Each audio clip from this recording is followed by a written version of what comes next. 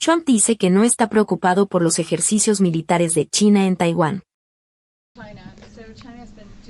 Exercises basically to test encircling Taiwan. Can you explain to us what your knowledge is of that? What do you think about that? Have you had any discussions with China? Well, I have a great relationship with President Xi, and he hasn't told me anything about it. I certainly have seen it, but he hasn't told me anything about it, and I don't believe he's going to be doing it. Does it worry you?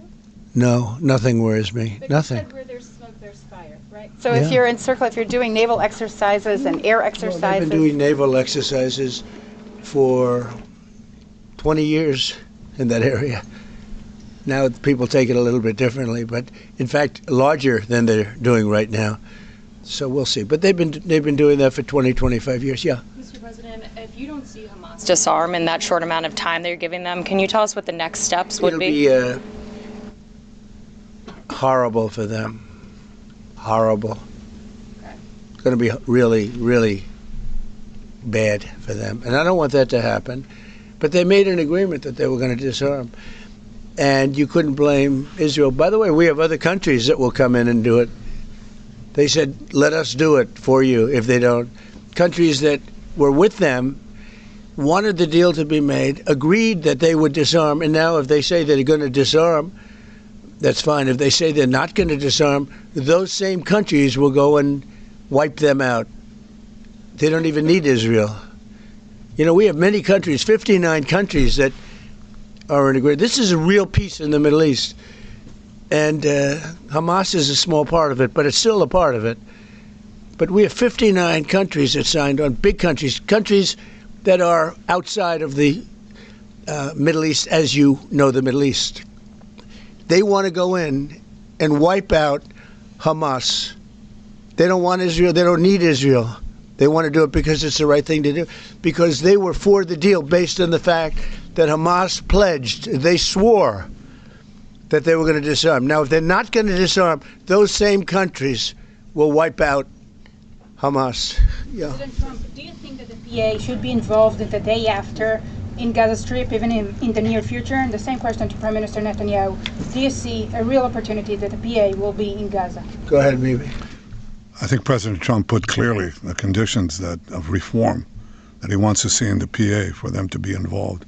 And I think he put it very clearly what he wants to see, the kind of real reforms, not just perfunctory reforms, but real reforms. Stop pay to slay, change the curriculum in your textbooks, open up a different society and a different future. If they do it, well, let them, I think it was clear. He put pretty clear. He put guidelines that were, by the way, in the Trump plan of 2020, and they were put then in the 20 points, and it's up to them.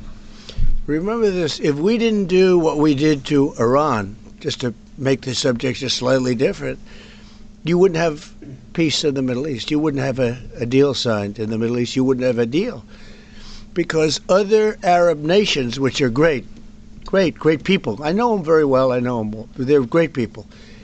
They wouldn't be able to have agreed to peace in the Middle East because you would have had a dark cloud hanging over everything. It wouldn't have been possible. So Iran has been greatly reduced in power, prestige. I don't want to use the word humiliation because, they're trying to build up again. But we can't let them build up, because if they build up, there can't be peace in the Middle East. It was a mistake. When they wiped out Iraq and Iran were about the same power. And they fought each other with different names for 1,000 years. And then our country came out and blew up one of those two countries, namely Iraq. And all of a sudden, Iran had the whole Middle East all to itself. But that's not true anymore. That's not true anymore. Este sitio puede ayudarte a mejorar tu comprensión de lectura y escucha en inglés. USA Inteligencia Artificial para dividir las oraciones en partes fáciles de entender. Con el reproductor puedes ajustar la velocidad, pausar o retroceder para entender cada frase. Ofrece traducción a 20 idiomas, lo que facilita mucho el aprendizaje. Solo escribe inglés.com en tu navegador y pruébalo ya.